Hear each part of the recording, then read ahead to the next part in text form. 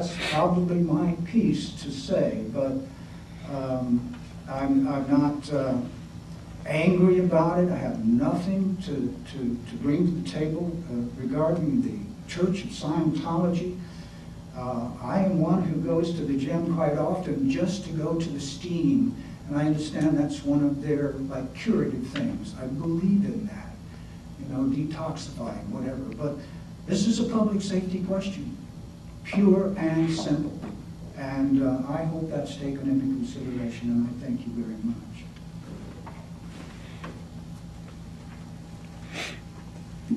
Is there anyone else on this side of the room that wants to speak? Come forward.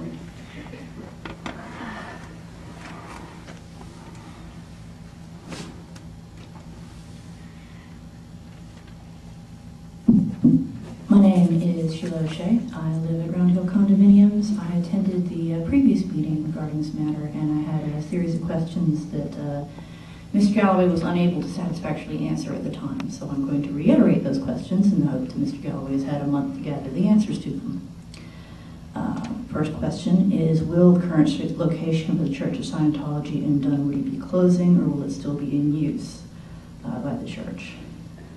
Is there any estimation of how much time it will take for the repairs construction to take after approval if it occurs?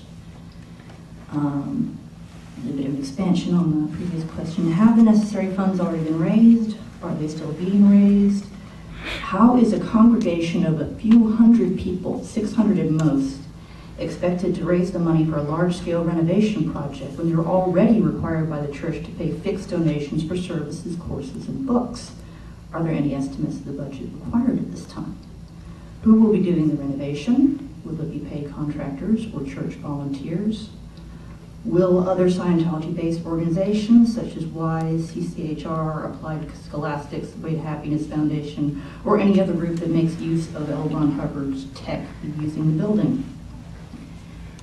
And I had a couple other questions that came to mind. Is the 1,400 square foot assembly area genuinely sufficient to accommodate the current and future needs of the Church of Scientology?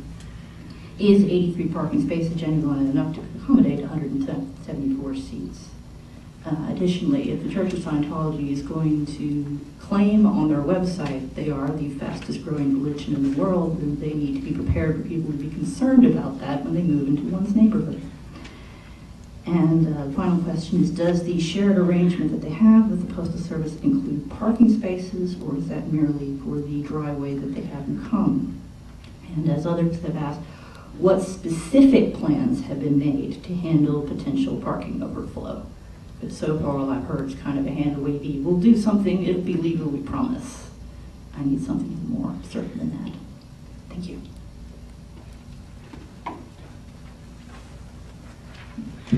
Are there any others who wanted to speak?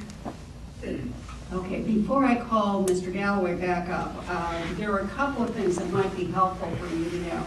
First of all, the staff hasn't yet prepared its recommendation. All we have is a set of preliminary conditions. As you know, that set of conditions may or may not go with the recommendation of approval, but the staff always prepares conditions because, as most of you know, the mayor and the council are the only people who can act on zoning matters, and therefore the staff's recommendation is just that, a recommendation and not anything final. So we always prepare conditions of approval should they choose, even if we recommend denial. So that's, I wanted to set that out because I thought there was some confusion on that.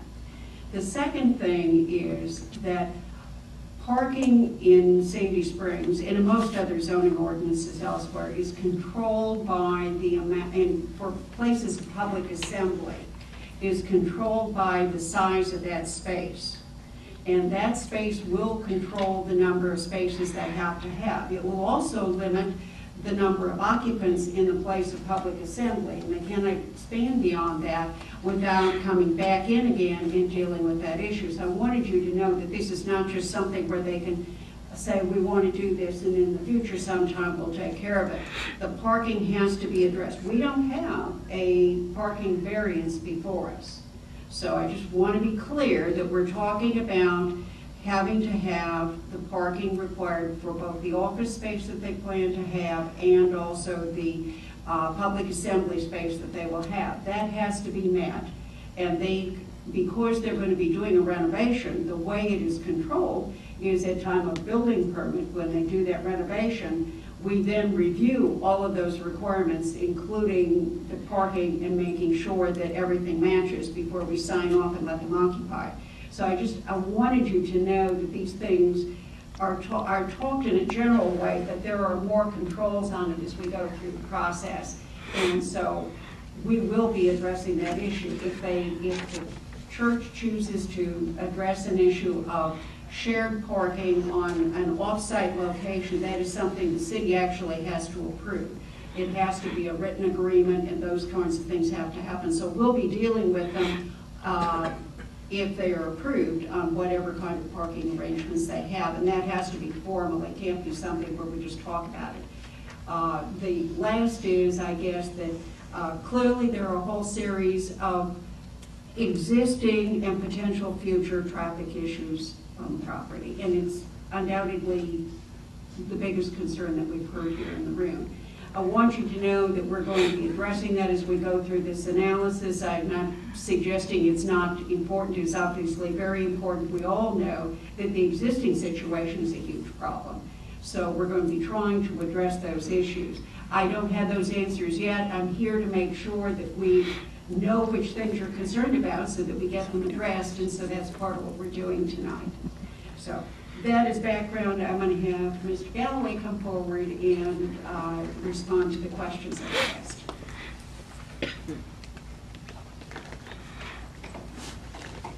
In no particular order, I'm going to try to respond to a number of the questions because they often related to one another. As it relates to the parking, I think what Nancy was indicating is we have not asked for a parking variance because we don't need a parking variance. What we were asking for, the only difference between the existing use and the use that we are proposing is the right to have a religious assembly. The largest assembly room has an occupancy of 200 people or less, which means that the required parking for the facility is 86 spaces, or excuse me, 46 spaces. We have 83 between the existing spaces on the site plus the parking spaces that we do have a right to use that are on the Postal Service property.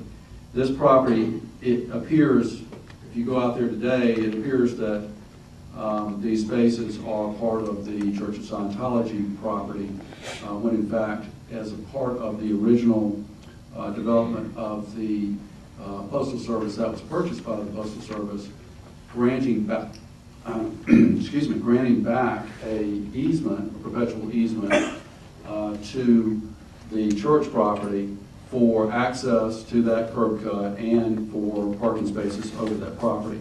So there are a total of 83 spaces, and the church use requires a total of 46 spaces. As far as growth, one gentleman asked what the existing square footage is in Dunwoody, 11,000 square feet in Dunwoody. The intent is to close that facility when this facility is open. This facility has 46,000 square feet, so it is substantially larger. The uses that are there now are the uses that will be in the new facility. For example, Narconon, which is a separate entity, is a drug treatment facility, is not directly a part of the church. It is not in the church in Dunwoody. It will not be in the church that will be located at this facility.